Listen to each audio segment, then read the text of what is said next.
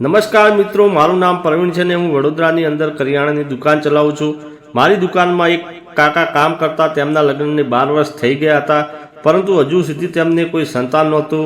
તેમને ઘણી જગ્યા પર ઈલાજ કરાવ્યો, પરંતુ દરેક જગ્યાએ નિરાશ હાથ લાગી। હવે બાળકને લઈને ઘરમાં ઝઘડો વધી રહ્યો હતો।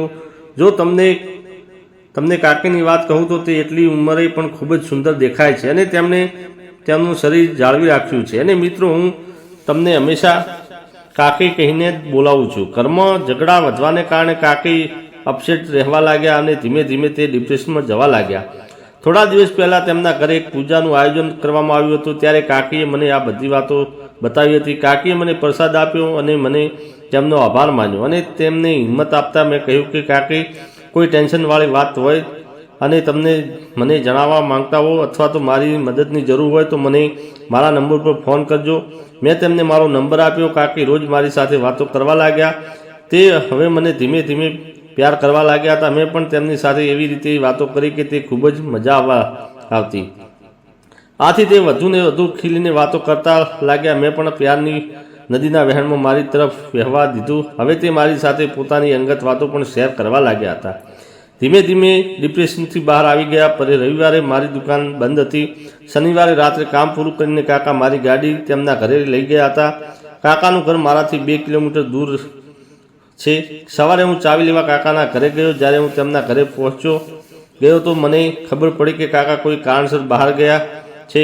ઘરે કાકી એકલા હતા। મેં જઈને ડોરબેલ વગાડી તો કાકી બહાર આવ્યા અને મને જોઈને તે કહેવા લાગ્યા કે આજે કાકીની યાદ કેમ આવી ગઈ? તો મેં કહ્યું, કાકી, મારી ગાડીની ચાવી જોઈએ છે। તેમણે મને બેસવાનું કહ્યું અને તે ચાવી શોધવા લાગ્યા। થોડીવાર પછી તે બહાર આવીને કહ્યું કે મને ચાવી નથી મળતી। તો મેં કહ્યું, તમે કાકાનો સામાન વ્યવસ્થિત ચેક કરો। તો કાકી કહેવા લાગ્યા કે હું એક કામ કર, કાકાનો ફોન કરીને પૂછી લે જો કે ચાવી ક્યાં મૂકી છે।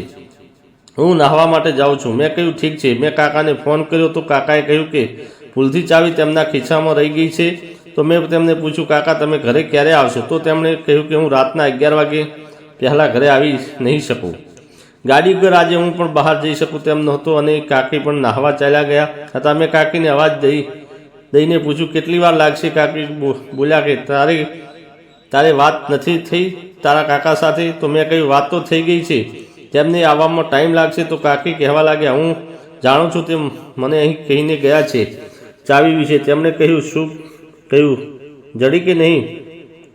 મેં કહ્યું, નહીં। કાકી કહેવા લાગ્યા કે એક કામ કર, તારે ચાવી ચેક કરવી છે, લોક ખુલે છે કે નહીં? મેં કહ્યું, હું કંઈ સમજો નહીં। તો કાકીએ કહ્યું, 2 મિનિટ બેસ, હું આવીને તને સમજાવું છું। હું સમજી ગયો કે કાકી કંઈક અલગ જ વાત કરી રહ્યા હતા। કાકી સ્નાન કરીને બહાર આવ્યા અને તેમણે કહ્યું, મારી સાથે આવ અને મને પકડી લે। તેના રૂમમાં લઈ ગયા અને હું તેમને આવી હાલતમાં જોઈને એકદમ ભાન ભૂલી ગયો હતો। મારા મનની અંદર અલગ અલગ દુનિયાના વિચારો આવી રહ્યા હતા। આજે મને કાકીના અંદરની તિજોરી ખોલવાનું મન થયું હતું। કાકી મારી સામે જોઈને બોલ્યા, હવે બતાવ શું જોઈએ છે? તો મેં કહ્યું, કાકાએ મારું બધું કામ બગાડી નાખ્યું। તો કાકી કહેવા લાગ્યા, લાવ હું સારું કરી નાખું। તો મેં કહ્યું કે તમે શું કહેવા માંગો છો? જરાક વ્યવસ્થિત રીતે કહો। તો કાકીએ કહ્યું કે હું સીધી મુદ્દાની વાત ઉપર આવું છું। મને તારી સાથે મોહબ્બત થઈ ગઈ છે અને હું તારી સાથે આનંદ કરવા માંગુ છું।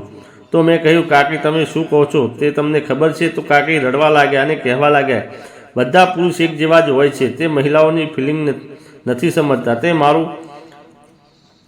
સામું જોઈને રડી રહ્યા હતા। મેં કહ્યું, સોરી કાકી, જો કોઈ સામેથી તમને બમ્પર ઓફર આપે અને તમે તેનો ફાયદો ન ઉઠાવો તો દુનિયામાં મારા જેવું મૂર્ખ કોઈ નથી। કાકી મને કહી રહ્યા હતા કે જ્યારથી હું લગ્ન કરીને આવી છું ત્યારથી તને મોટો થતો જોયો છું અને આજે તો ખૂબ જ મોટો થઈ ગયો છે, એટલા માટે હું તારા ઉપર મારો હક જમાવી શકું છું। કાકી રોતા રોતા કહેવા લાગ્યા, હું શું કરું પ્રવીણ? તારા કાકા મને કોઈ પણ પ્રકારનો આનંદ આપી શકતા નથી અને મારી સાસુ જેલરથી પણ વધારે કડક છે।